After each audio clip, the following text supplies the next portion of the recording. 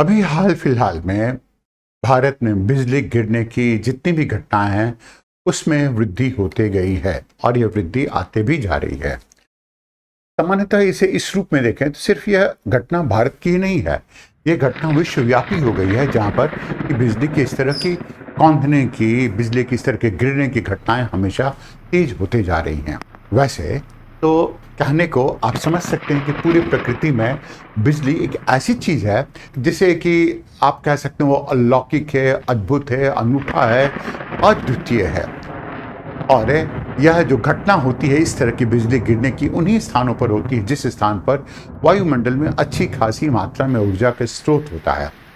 अब सबसे अधिक मात्रा में जो बिजली गिरने की घटना होती है और जो बिजली गिरती है वह है वेनेजुएला में। वेनेजुएला में एक स्थान है कातातुम्बो, और आप कल्पना कर सकते हैं कि एक घंटे में 284 वहाँ पर इस तरह के स्वरूप आते हैं, बिजली गिरने की इस तरह के स्वरूप बनते हैं 284। अब ये जो 284 स्वरूप बनते हैं तो वो जाहिर है कुछ है खास बात उस स्थान पर रहती होगी। लेकिन सामान्यतः जो बिजली गिरती है, जब भी ऐसी घटना होती है तो जिस स्थान से होकर ये बिजली गिरती है, जहां से भी होकर गिरती है, उस स्थान पर होता क्या है कि उस पूरे मार्ग में हवा का जो स्वरूप है, वहां हवा इतनी गर्म हो जाती है, इस पूरे के पूरे भाग में 70,000 डिग्री सेंटीग्रेड तक हवा गर्म हो जाती है इस पूरे भाग में। और जहां यह हवा गर्म होती है, गर्म होने के बाद में वो हवा क्या करती है कि वह रप्चर कर जाती है, गर्म हो जाती है, क्रैक कर जाती है, और यही जो क्रैकिंग होता है यह आवाज के रूप में सुनाई पड़ता है। यह बिजली जमीन पर भी गिर सकती है और गिरती ही है, और जमीन और यह पानी में भी गिरती है। पानी में गिरने का इसका नज़ारा ही बिल्कुल अलग होता है, जिसे आप देख सकते हैं कि एक झील में पानी, छोटे से तालाब में बिजली गिरी और कैसा मंजर बन गया इस पूरे के पूरे भाग में। पानी में कितनी अधिक मात्रा में उथल पुथल भी हो गई इस पूरे के पूरे भाग में। अब ऐसी जो घटना है भारत में वह दिन पर दिन यहाँ पर बदलते जा रही है। जैसे इस पूरे पहलू को देखेंगे इस रूप में, आप देखिए कि पिछले करीब 5-6 वर्षों में बिजली गिरने की, बनने की, वायुमंडल में जितनी बिजली बन रही है और जितनी अधिक मात्रा में बिजली इस स्थान पर गिर रही है, यह इसकी मात्रा सच में बहुत अधिक हो गई है। अब 2018 में करीब बिहार में 100 लोग की मृत्यु हुई थी। 2019 में बिहार में ही 2 दर्जन से भी अधिक लोग हैं, उन्हें अपनी जान से हाथ धोना पड़ा। 2020 में करीब 100 से भी ऊपर लोग हैं कि अपनी जान से हाथ धो चुके, और 2021 की अगर आप बात करें तो यह जुलाई के अंत तक 60 से अधिक लोग अपनी जान अभी तक दे बैठे हैं इस पूरे भाग में। सामान्यतः प्रतिवर्ष औसतन 2000 से 2500 लोग इस दुर्घटना के शिकार बनते हैं, और इस हिसाब से भारत में किसी प्राकृतिक दुर्घटना के द्वारा लोगों की जो मृत्यु होती है वो सबसे अधिक में से है। हम लोग यह मानते हैं कि भूमंडलीय तापन की वजह से प्रतिवर्ष इन आंकड़ों में कुछ न कुछ वृद्धि हो रही होगी, और आने वाले समय में और भी वृद्धि होते जाएगी। यह वृद्धि सबसे अधिक मात्रा में तटीय भागों में होने वाली है, और तटीय भागों में इसलिए कि उस स्थान पर जिसे कहते हैं एटमॉस्फेरिक इलेक्ट्रिसिटी, वायुमंडलीय विद्युत, उसकी मात्रा अच्छी खासी होती है। अब पिछले 2 दशकों में बिजली गिरने की घटना खासकर हिमालय के पर्वत पदीय भागों में सबसे अधिक हुई है। हिमालय के पर्वत पदीय भागों में होने का कारण भी है, उस स्थान पर मानसून की हवाएं भी आती हैं, उस स्थान पर उत्थान भी होता है, और वही भाग होता है वो पश्चिमी विक्षोभ के ठीक नीचे अवस्थित होता है। मतलब कि एक ऊपर से चलने वाली हवा है, वो क्या करती है उस स्थान पर बिजली के निर्माण को सहायता देती है।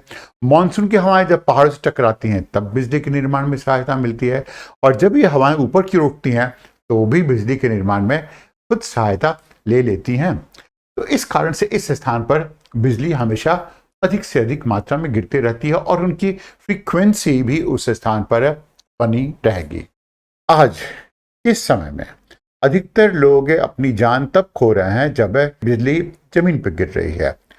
अच्छा, जब बिजली जमीन पर गिरती है तो होता क्या है कि जमीन जो चार्ज है उसका चार्ज अच्छी खासी मात्रा में स्प्रेड कर जाता, फैल जाता है।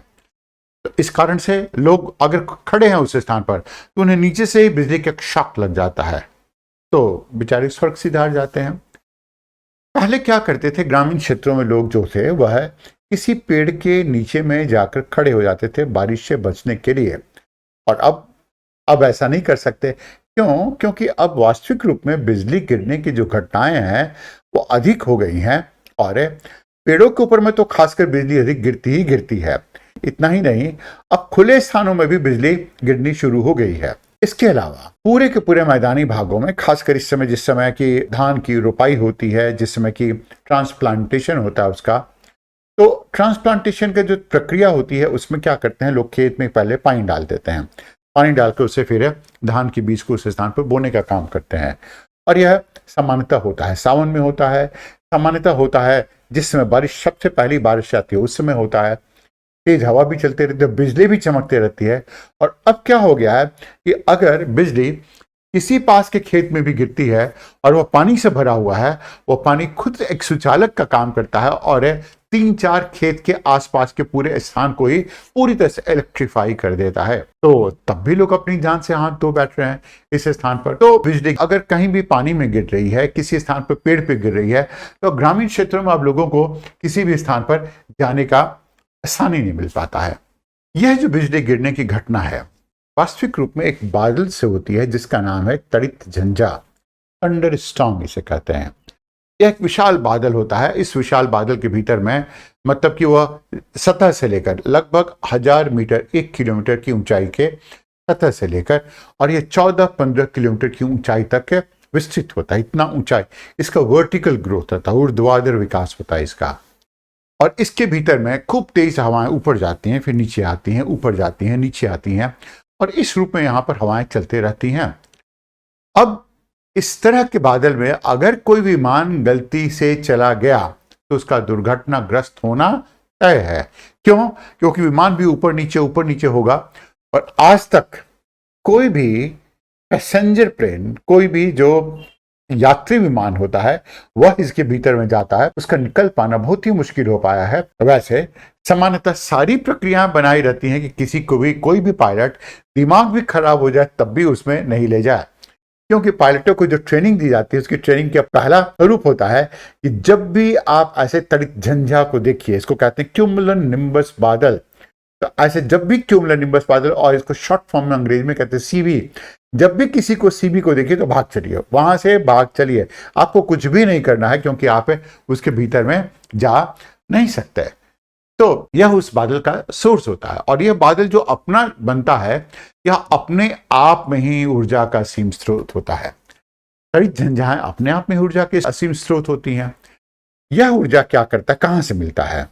यह ऊर्जा उन्हें भाप के पानी में बदलने से मिलता है। जैसे भाप का पानी में परिवर्तन हुआ, रूपांतरण हुआ, तब उन्हें यह ऊर्जा मिलती है। पानी अगर बर्फ में बनता है तब उन्हें ऊर्जा मिलती है। और फिर जब बर्फ टूट जाती है तब उन्हें ऊर्जा मिलती है। और यह टूटकर जब फिर से पानी बन जाती है तब यह ऊर्जा मिलती है। तो यह ऊर्जा का निरंतर स्वरूप बदलते रहता है, और यही ऊर्जा का संचारण इस पूरे के पूरे भाग में निरंतर होता रहता है, होता रहता है और होता रहता है। यह इसका सबसे बड़ा स्वरूप होता है। तो यह बिजली की प्रकृति हो जा रही है। अब इसका निर्माण कैसे होता है आप समझेंगे कि सामान्यतः जब भी आसमान बादलों से ढका नहीं रहता है और खुला आसमान रहता है, तो वायुमंडल की विभिन्न तहें होती हैं।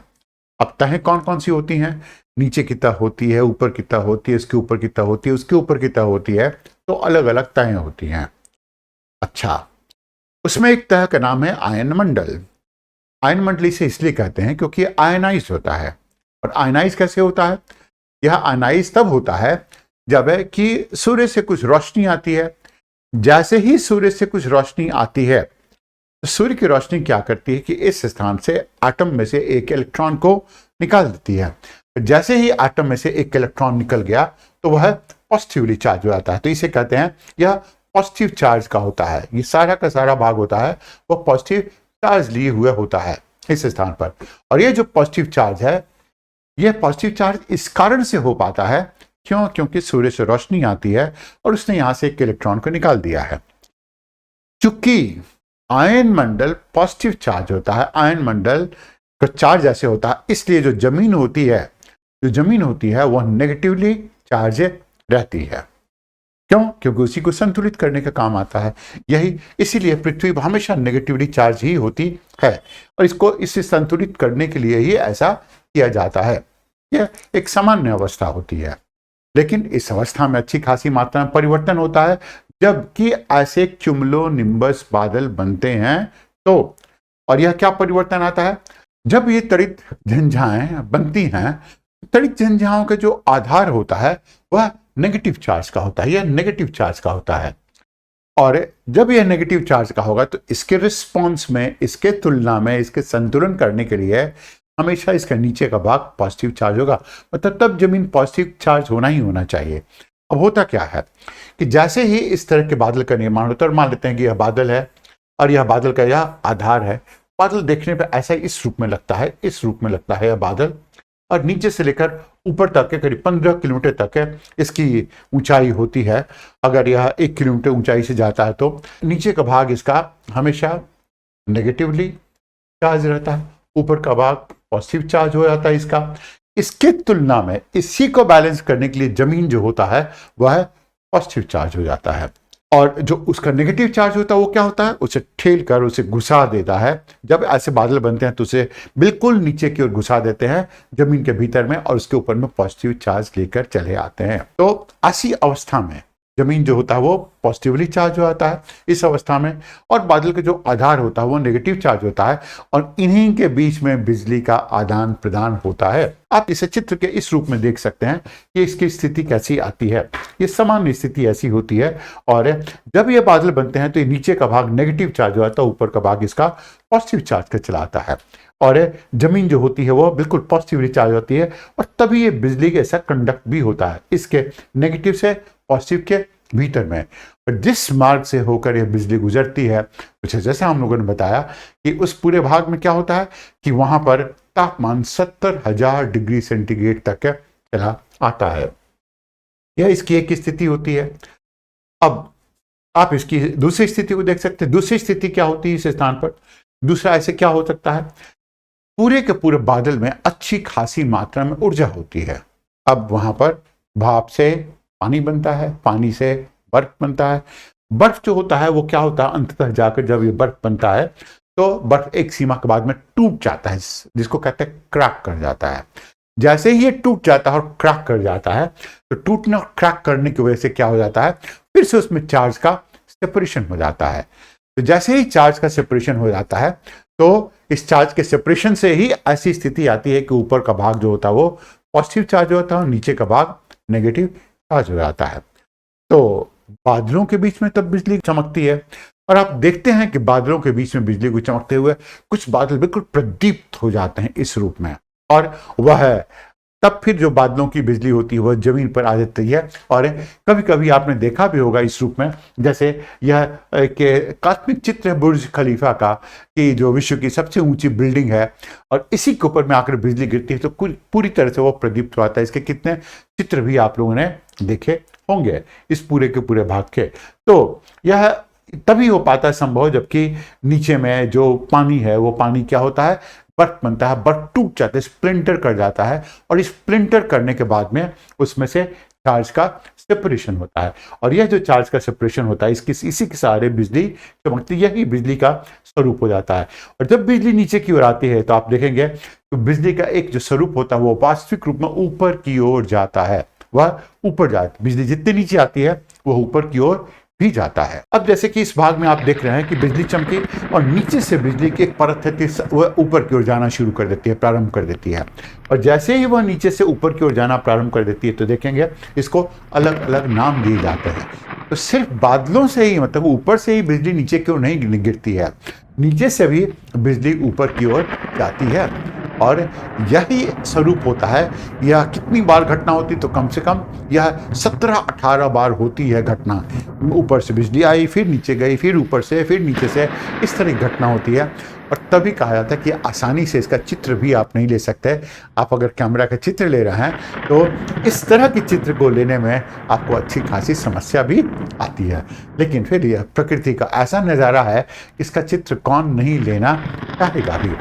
तो हम लोगों ने इस स्थान पर जो बातचीत की कि किस रूप में यहाँ पर बिजली पैदा हो सकती है और किस रूप में उसका जनन भी होता है, क्या उसका स्वरूप हो सकता है। अब आप देखेंगे कि अभी हाल फिलहाल के समय में भारत में इस तरह के बिजली गिरने की घटनाओं में तीव्रता आ गई है। तो भारत में यह इस तरह की तीव्रता क्यों आई है? तो भारत में इस तीव्रता के आने का जो मूल कारण रहा है वो दो है। सबसे पहले तो यह है कि कुछ कुछ स्थानों पर बिजली यहाँ पर अच्छी खासी मात्रा में बढ़ गई है। जैसे आपने देखा होगा कि इस पूरे के पूरे मानचित्र में यहाँ पर बहुत अधिक मात्रा में सीवियर हो गई है। इस पूरे के पूरे भाग में बिजली चमकती, तटीय भागों में बिजली चमकती है।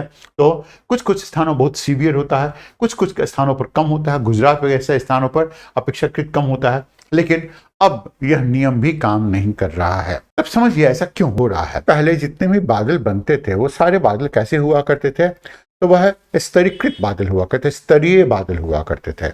स्तरीय बादल का अर्थ हो जाता है कि बादल जमे हुए होते थे, और जब बादल जमे हुए थे तो बहुत बड़े स्थान पर क्या होती थी, बारिश होती थी, और रिम झिम थोड़ी मोड़ी फुहार पूरे स्थान पर, बड़े बड़े स्थान पर होते रहती थी। अब क्या हो गया है?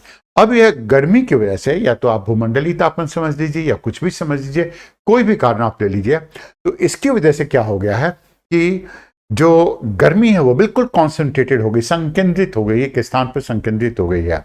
और अब इसकी वजह से क्यूमुलोनिम्बस बादल, जो तड़ित झंझाएं हैं, वो अधिक बनना प्रारंभ कर दी हैं। तो अब देखेंगे कि पानी के जो स्वरूप है उसमें भी परिवर्तन आने लगा है। पहले पानी कुछ दिनों तक होते रहती, थोड़ी होती रहती। अब एक ही पर एक सारा पानी बरस जा रहा है। इसकी वजह से पर्वतीय भागों में क्लाउड बर्स्ट भी हो जा रहा है, मैदानी भागों में तुरंत बाढ़ भी चली आ रही इस स्थान पर। तो यह एक स्वरूप इसका है। और दूसरा इसका स्वरूप आता है कि अब जब गर्मी की मात्रा बढ़ गई है और वैश्विक तापमान में वृद्धि आ गई है, तो सब कुछ बिल्कुल कॉन्सेंट्रेटेड, संकेंद्रित हो गया है। तो संकेंद्रित स्थानों से ही अधिक मात्रा में उत्थान, संवहन भी हो रहा है, और यही संवहन कारण भी बन रहा है फिर से इस तरह के संवहनीय बादलों का। मतलब जो बादल संवहन की वजह से निर्मित होते हैं, जिनको कहते हैं क्यूमुलोनिम्बस बादल। भारत में इस तरह से जो तड़ित झंझाएं हैं, वो तड़ित झंझाओं की मात्रा, उनका स्वरूप, उनका बढ़ते जा रहा है। यह एक कारण इसके पीछे दिया जा सकता है। अब आप इस पूरे पहलू को समझेंगे कि यह इसके जो निर्माण की प्रक्रिया, तब भी हम लोग कभी नहीं कह सकते कि यह इतनी आसानी से हमें समझ में भी आ पाई है। तो यह जो निर्माण की प्रक्रिया है, इतनी आसानी से हमें अभी तक समझ में नहीं आ पाई है, और उसका पूर्वानिर्माण करना भी हमारे लिए मुश्किल होता है। जब निर्माण ही समझ में नहीं आ पाया है, तो तड़ित झंझाओं का कहाँ पर निर्माण होगा और कैसे होगा, ये आसान नहीं हो पाता है।